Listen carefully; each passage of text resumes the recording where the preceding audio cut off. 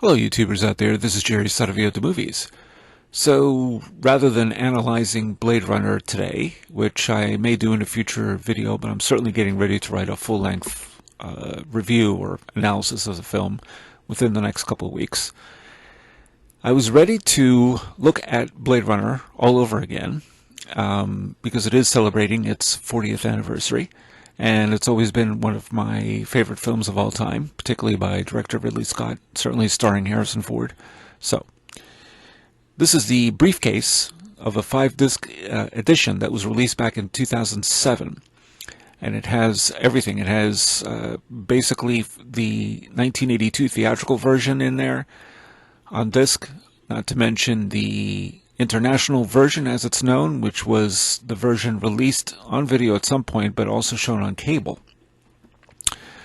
And the work print version, the director's cut from 1992, and the final cut version from 2007. So, as you can see, that includes everything, not to mention the documentary and another disc with deleted scenes. If you are a Blade Runner super fan especially, and you love this movie as much as I do, this is the one to get.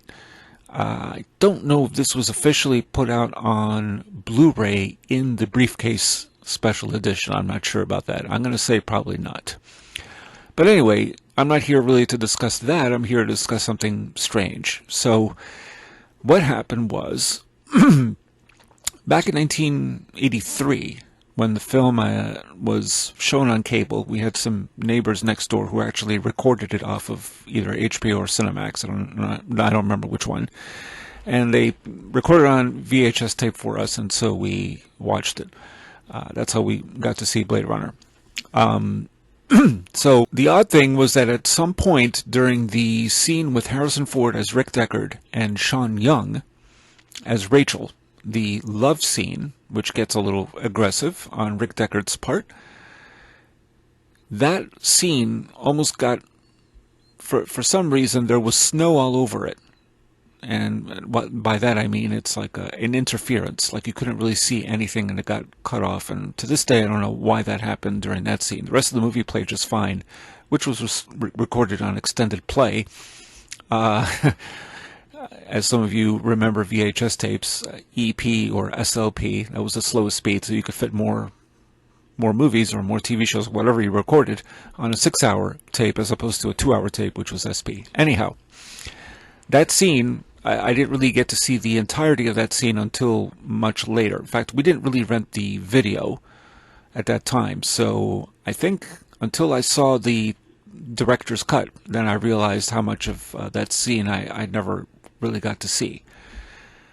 Okay, so I was getting ready to do this Blade Runner analysis. I wanted kind of to look at the movie again and look at some of the special features and all that stuff. I got this suitcase back in 2008. I think it was in January, which at that time was retail price was $129.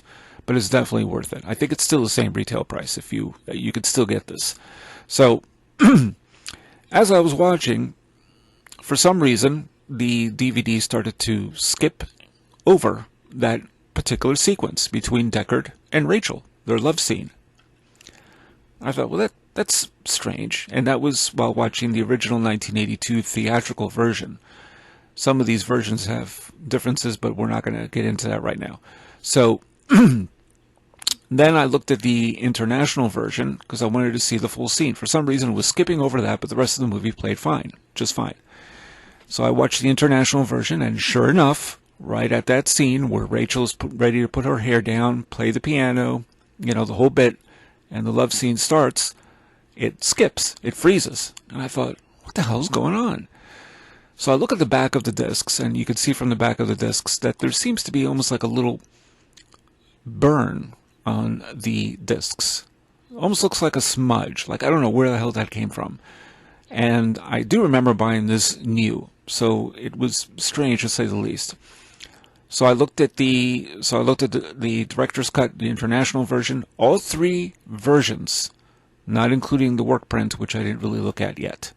But the work print disc actually looks pretty pristine. All of them have that same problem. So the question is why? I just don't understand. I don't know where this mark comes from. Again, I bought these new. When I first got this suitcase edition, I think I watched the final cut at the time, and I don't even think I barely looked at these discs in the last, what is it now, 14 years since I got them. Occasionally, maybe I would break it out, one of the discs and watch, but it wasn't overplayed or anything like that. Nothing happened while playing these on my DVD player at the time. These were in fairly pristine condition. So I don't know what the heck is going on. This is eerie. So needless to say, before I get ready to do a video on Blade Runner and my written full-scale analysis of the film, I purchased for $32 the same exact 5-disc edition. So I'm just going to be replacing the one I have with, clean discs, hopefully. So we'll see how that goes. I'll let you know. Okay, just very strange, very odd. I don't know what the hell is going on. It's just the oddest thing that could happen. Between the VHS tape in 1983, where the scene kind of just broke apart and you couldn't really see anything because of all the snow on the tape and everything else, and it's not like the scene was watched endlessly, because sometimes that happens with VHS tapes. It gets a little wear and tear. But now these discs, which have not really been played much at all in all these years, and it was a new edition I bought. It was brand new. So I don't know what's going on. All right, just thought I'd share that with you. And within the next couple of weeks, hopefully, I'll do my own Blade Runner analysis and everything else and a video. And yeah, not like I don't know the film well enough at this point. I've seen it many, many, many times. But it's just weird that with these discs, there was this issue. I don't know. Okay, eerie. Don't know what this means. Other than the fact that, interestingly enough, recently, in the last few years, I think, there was an interview with Sean Young, who has been practically blacklisted in Hollywood. Fairly or not, I don't know. I know there's always been problems, a little temperamental, whatever. She certainly had issues with Ridley Scott, and that scene she had issues with. It seemed like Ridley Scott was really pushing for something that she was not comfortable with. So I don't know if that's what that means, but I don't necessarily believe that there's some overriding power, particularly on a movie. But it's just that all 3 discs, not including the work print disc, which I didn't look at yet, have the same problem. What's going on? I don't know. Okay.